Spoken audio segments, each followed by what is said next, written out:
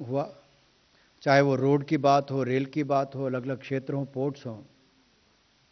उसी तरह से ही जो सांस्कृतिक धरोहर है, धार्मिक स्थल हैं, उनके आसपास भी महत्वपूर्ण आधारभूत ढांचा खड़ा किया गया।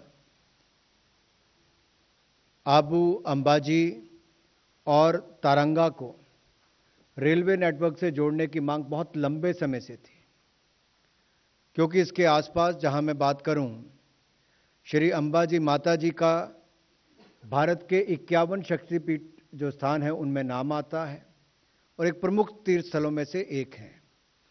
देश के करोड़ों लोग यहां पर जाते भी हैं और दर्शन भी करते हैं।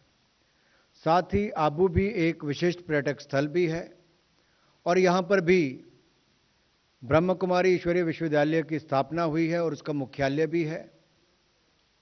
इसी तरह से ही गुजरात में तारंगा जैन समाज का एक महत्वपूर्ण तीर्थ स्थल है और 24 तीर्थंकरों में से एक तीर्थंकर का स्थान तारंगा भी है। आज एक ऐतिहासिक निर्णय लिया गया है कि आबू, अंबाजी और तारंगा को रेलवे से नेटवर्क से जोड़ा जाएगा। 116 किलोमीटर की यह नई रेलवे लाइन मात्र 4 सालों में बनकर तैयार होगी।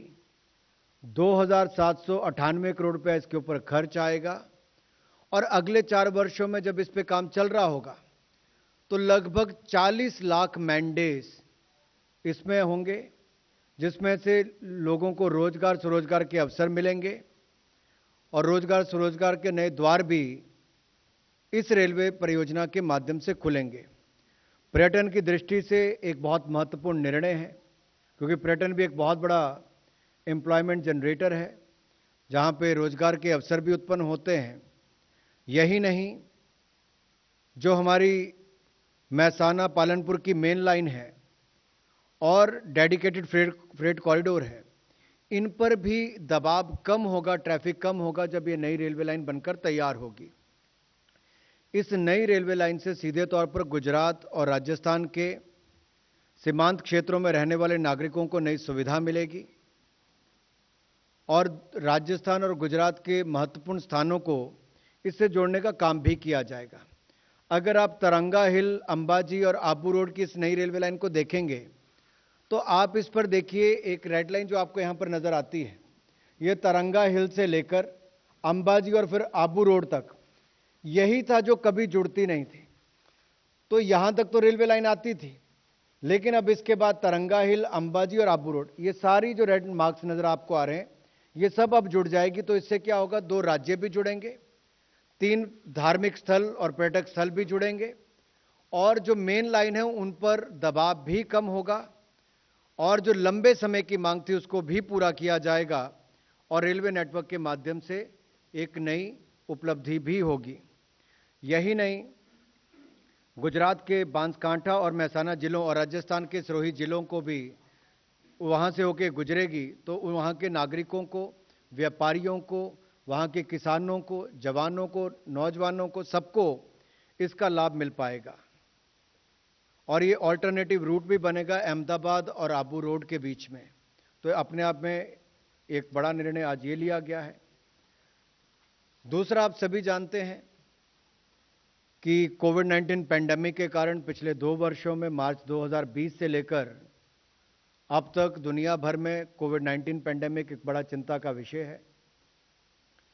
भारत दुनिया के शायद ही कोई दूसरा देश ऐसा हो जिसने अब तक 199 करोड़ से ज्यादा वैक्सीनेशन करने का काम किया है और एग्जैक्ट फिगर कहूं तो 199 करोड़ 60 हजार के लगभग अब तक वैक्सीनेशन हुआ है।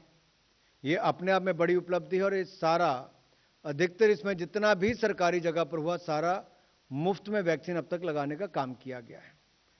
भारत आजादी के 75 वर्ष मना रहा है और आजादी के अमृत काल के अवसर पर एक कॉल ये भी ली गई, एक निर्णय लिया गया है कि 15 जुलाई 2022 से लेकर अगले 75 दिन तक, यानी कि 15 जुलाई से अगले 75 दिन तक देश के 18 वर्ष से ज्यादा उम्र के जितने भी नागरिक होंगे उनको बूस्टर डोज बिल्कुल मुफ्त में देने का निर्णय लिया गया है।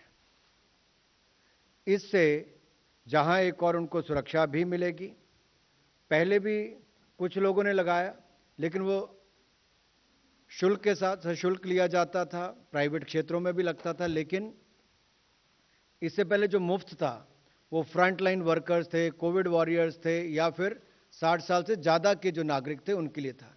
अब इसको 18 साल से ज़्यादा की उम्र वालों के लिए साफ कर दिया है कि बिल्कुल मुफ्त बूस्टर डोज अब आप लगवा सकते हो, और इस सभी सरकारी केंद्रों पर जगह जगह पर उपलब्ध होगा। तो मेरा आप सभी मीडिया के मित्रों से निवेदन विशेष तौर पर रहेगा कि कोविड-19 पेंडेमिक में भी आपने बहुत महत्वपूर्ण भूमिका निभाई। जब देश भी और दुनिया भी संकट से जूझ रही थी तो आपने फील्ड में जाकर जिस तरह से रिपोर्टिंग की, तो अब आप भी बूस्टर डोज जितना जल्द हो, आप में से अधिकतर 60 साल से कम वाले ही हैं, तो उसका लाभ उठाएं।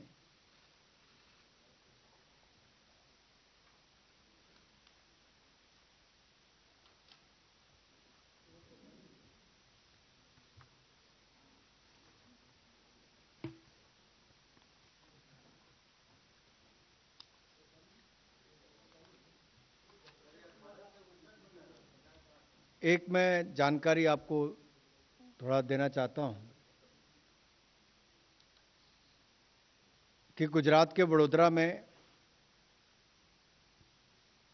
जहां यूनिवर्सिटी चलती थी और रेलवे का इंस्टीट्यूट था, वहां पर ट्रेनिंग भी दी जाती थी, लेकिन गति शक्ति योजना के आने के बाद जिस तरह से भारत सरकार का मोदी जी के नेतृत्व में, चाहे वो रोड इंफ्रास्ट्रक्चर हो, रेलवे हो, पोर्ट्स हो, शिपिंग हो, एविएशन हो, हाईवेज हो या वाटरवेज हो, इन सब पर बड़ी प्राथमिकता के साथ काम किया जा रहा है और गंभीरता के साथ काम किया जा रहा है। 100 लाख करोड़ की ये योजना देश भर में इन सभी क्षेत्रों में आधारभूत ढांचे को और सुदृढ़ करेगी। नए वाटरवेज, हाईवेज, रोडवेज, रेलवे से लेके एयरपोर्ट्स, ये सब का निर्माण कार्य पोर्ट और शिपिंग का भी हो रहा है।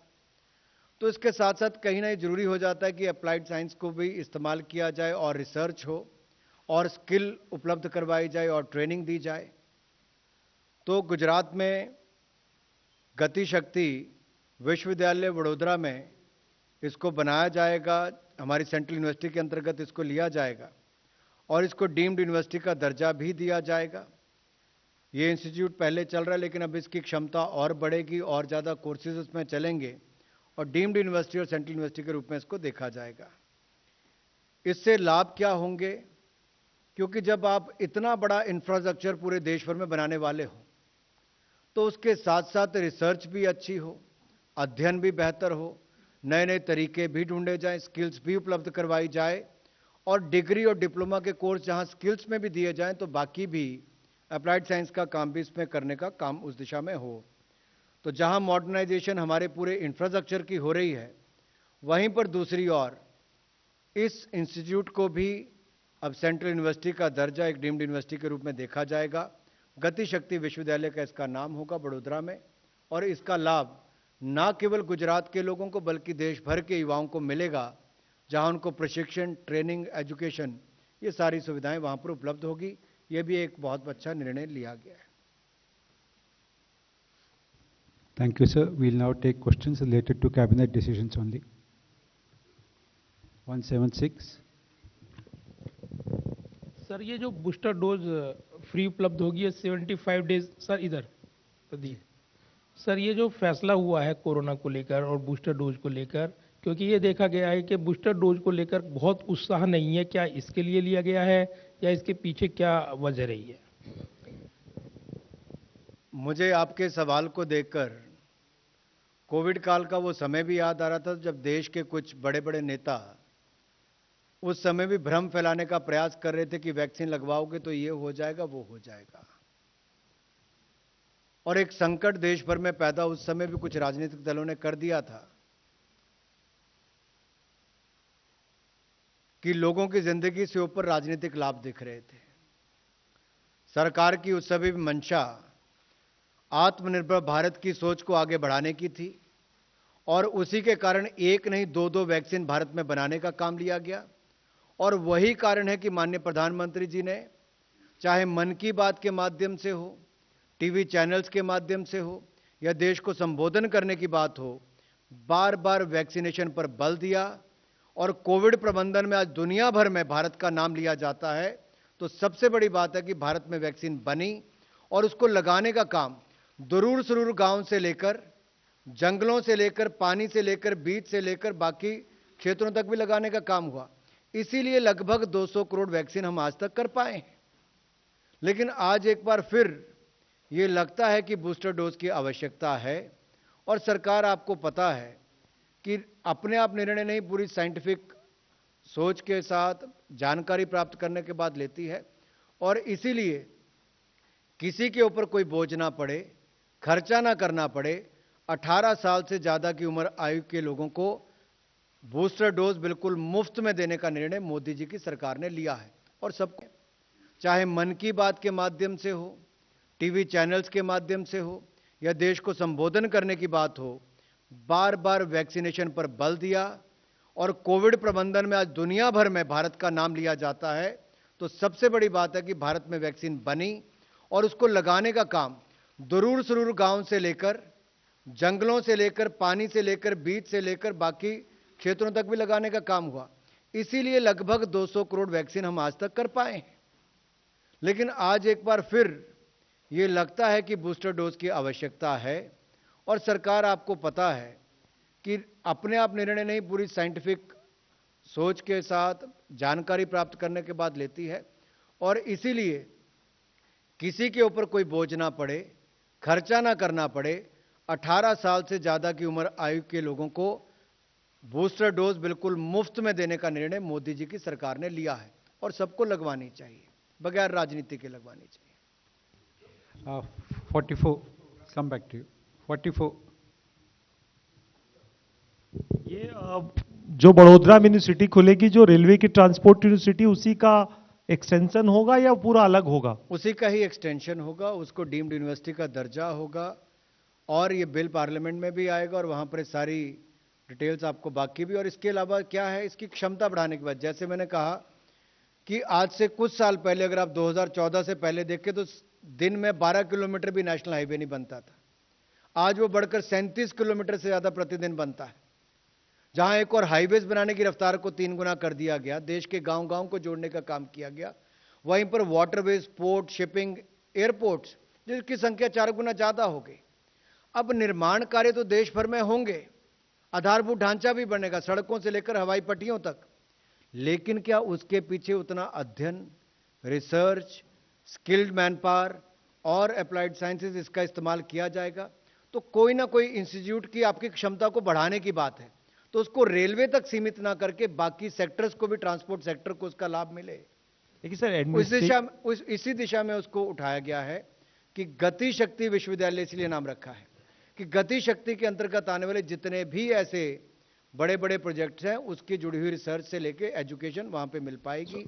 और केवल इसको ट्रांसपोर्ट सेक्टर तक आप आज सीमित मत देखिए, भविष्य में कोई और सेक्टर भी जहां पे ग्रोथ होती है, उसका रिसर्च डेवलपमेंट और वहां पर एजुकेशन भी इसके माध्यम से मिल सकती है। एडमिनिस्ट्रेटिव कंट्रोल सर रेलवे के पास होगा या स्टेट के जी, पास चला जाएगा, या सेंट्रल सिटी के तौर पर डेवलप किया जाएगा? सारी जानकारी आपको समय के साथ दे दी जाएगी। या परीक्षित, अभी तक तो रेलवे के पास ही है। Sir, just to ask you about booster doses, the drive that is going to begin from 15th of July. What is the estimated target audience? How big is this group?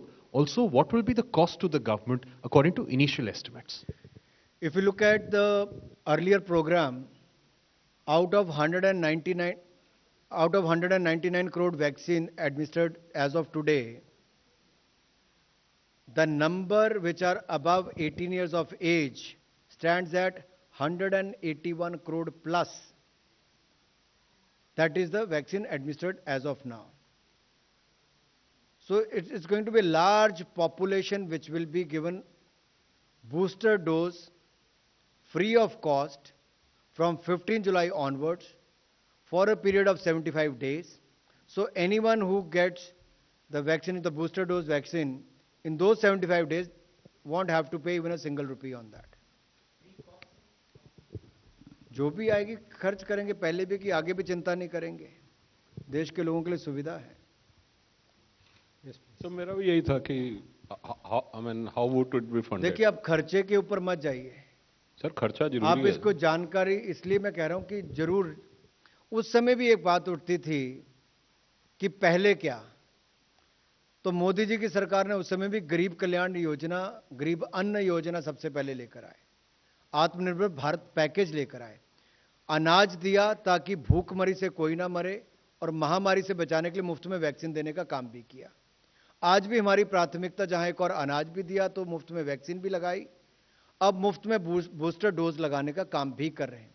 व्यापार को बचाने के लिए भी उस समय के आर्थिक पैकेज में 20 लाख करोड़ का पैकेज आया, तो लगभग 4.5-5 लाख करोड़ रुपया तो ECLGS स्कीम के माध्यम से दिया, emergency credit line guarantee scheme, 20% additional working capital दिया, बैंकों से दिया। तो मुझे लगता है हम इसको केवल बजट आइटम तक सीमित होकर ना देखें। एक बड़ा निर्णय देश की बड़ी आबादी के लिए, जो 199 करोड़ में से 181 करोड़ वैक्सीन हुई है, वो 18 साल से ज्यादा की उम्र वालों के लिए हुई है। तो एक बहुत बड़ी संख्या, बहुत बड़ी पॉपुलेशन के लिए ये बहुत बड़ा निर्णय आज किया गया है। प्रशांत। सर, बूस्टर डोज के बारे में, ये दोनों सरकारी और प्राइवेट दोनों जगह फ्री मिलेगा बूस्टर डोज, क्योंकि सरकारी में तो कई जगह भी फ्री मिल रहा है शायद। 60 साल से ऊपर की उम्र वालों के लिए और फ्रंटलाइन वर्कर्स के लिए, कोविड वॉरियर्स के लिए फ्री में था, 60 साल से उम्र से ज्यादा वालों के लिए भी मुफ्त में था। अब इसको 18 साल से ज्यादा की उम्र वाले के लिए हर सरकारी अस्पताल में मुफ्त में देने का निर्णय लिया गया है। 15 जुलाई से अगले 75 दिनों तक जो भी लगवाएगा उसको मुफ्त में दिया जाएगा। लेकिन किसी को प्राइवेट में जाके लगवाना तो वहां तो पैसा लगेगा आपका। अगर 175। नमस्कार, मैं हूं मानक गुप्ता। अगर आपको हमारा ये वीडियो पसंद आया हो तो इसे लाइक और शेयर जरूर करें, और हां, हमें सब्सक्राइब और फॉलो करना ना भूलें ताकि आप देश और दुनिया की कोई खबर मिस ना करें। तो जुड़े रहिए हमारे साथ और देखते रहिए News 24।